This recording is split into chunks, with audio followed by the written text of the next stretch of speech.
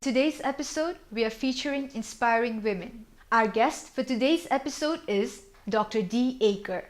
She is the advisor for strategic peace building at John B. Kroc Institute for Peace and Justice, University of San Diego, USA. The Women Peacemakers program is designed to document the stories of women around the world who bring peace, who build their communities after conflict.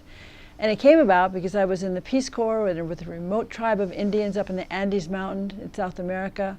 I lived in Israel, I lived in Africa, I lived in India, always finding people who were willing to stay behind during war, and almost always they were women.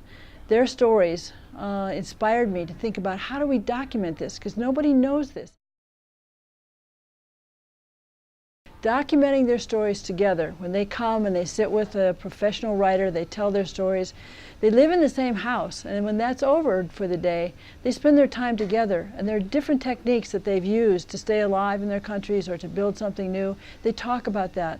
They begin to expand their ways of seeing their communities, their worlds.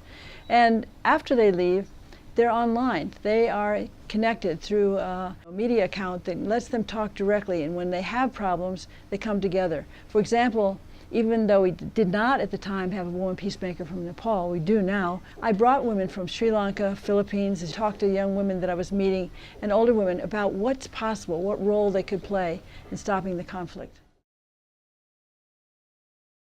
It's profoundly, profoundly rewarding. They never give up. They have such incredible power.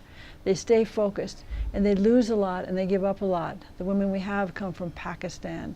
They come from countries that are now caught in horrendous situations. So I get inspired just by knowing them because they give so much, they try so hard, and they've saved so many people in their countries.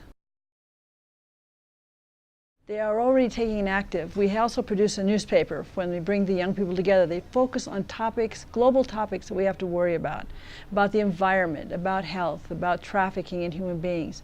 And the women, young women, along with the young men, are engaged in real life challenges and is taking them outside the habitual conflicts or self-limiting views they have of themselves. And they continue to work. A lot of them are journalists, interestingly enough. A lot of them get really keen about writing and telling the stories of things that have to be addressed. The Nepal Peace Building Initiative actually started with the beginning of the Institute for Peace and Justice. We looked at countries in conflict. Nepal was just getting worse. You only had about 5,000 deaths in the conflict at that time. And then we went into other countries that were teetering on the edge, mid-conflict or post-conflict, but no human rights.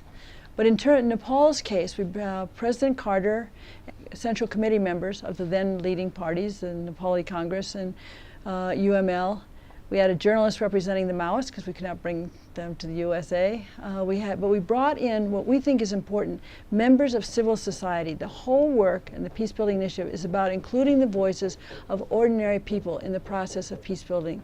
So to get them engaged, we also brought in NGOs and another journalist and someone from the Human Rights Commission, Sushil Payakarel at the time. They were the beginning.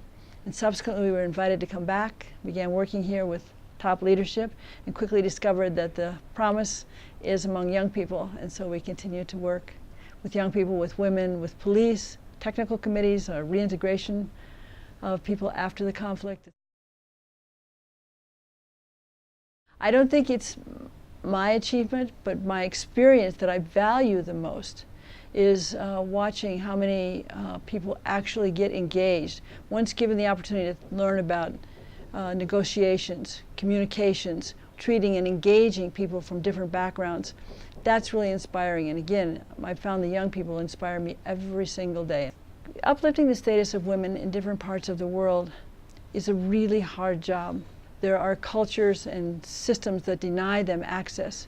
And we've seen a lot of damage to women. And we also see the global issue of trafficking and how women are treated and violence against women. So it's very, very important that we continue to reach out, that we extend our hands to those who don't yet have the concept of human rights. Human rights is basic to peace building anywhere in the world. And so we need to reach out, we need to formulate communities that can support one another and assure them, the ones that are still caught, ones whether they're locked in their house here in Nepal in a kitchen, they've never been outside before, encourage them to come out and learn how to read and write and start a small business, or whether it's in a more difficult situation where the culture itself is so closed to them, we have to reach out. It's our job. I would like to encourage them to actually find a model, find a peacemaker out there in the world who inspires them. Follow that person, actually get engaged, talk to them more about the possibilities, and be there when they're struggled, when people don't want to recognize them for what they're doing or what they're trying to do. Be supportive of one another and get the voices heard. You can also watch this episode on youtube.com/Leadership Academy KTM. We will be back next week with a new episode. Namaste.